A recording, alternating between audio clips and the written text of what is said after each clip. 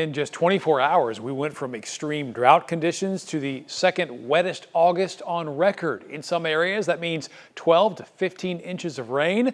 Oh boy, we will have much more on the aftermath in just a couple of minutes. But first, let's get you ready for your day. Meteorologist Greg Fields is in the Weather Center. I mean, look, we have a chance for rain today, but you said, look, it's not going to be a total washout or downpour like yesterday. Yeah, it won't be the real heavy rain. We could see some heavier downpours maybe in some areas here, but yes, nothing like what we saw across the area yesterday, but still be prepared for a few showers and storms, especially heading into the afternoon hours, maybe for that afternoon commute. Now, only some light rain, a little some sprinkles that we've seen around here this morning, but for the most part, the rain has ended, at least for now. Let's get you on out to Fair Park. 75 degrees there right now with the cloudy skies.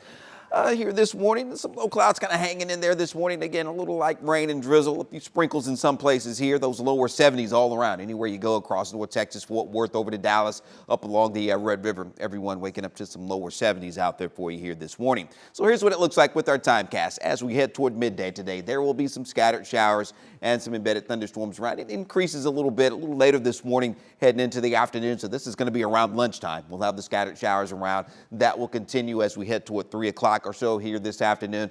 The isolated to scattered showers and storms, especially a little farther east. And again, there could be some pockets of some heavier rain at times as we go through the day. That will continue into the evening hours as well, with those isolated showers and storms continuing, especially down into central, southeast Texas, into our eastern counties. But again, we can't rule out a few showers and storms in and around the Metroplex. So again, be prepared for that, and it could aggravate some of ponding out there, some of the roadways that saw tremendous amounts of rain that we've been talking about from yesterday. So the flooding concerns will be well to our east as we go through the day today, so we don't have to worry about any of that as we go through the day. And here is your day planner. In fact, as we'll put the coverage at about 40% or so as we head into this afternoon, those highs will be somewhere in the lower 80s, so well below normal today, with those north winds at around 5 to 10 heading into this afternoon. So we'll have more for you coming up here in just a bit. But now let's get over to Deshara, seeing how those roads are looking this morning. Yeah, so much better than yesterday, Greg. In fact, here's a live look at our maps. Again, mostly green out there. And you guys know yesterday, this map had a whole lot of colors.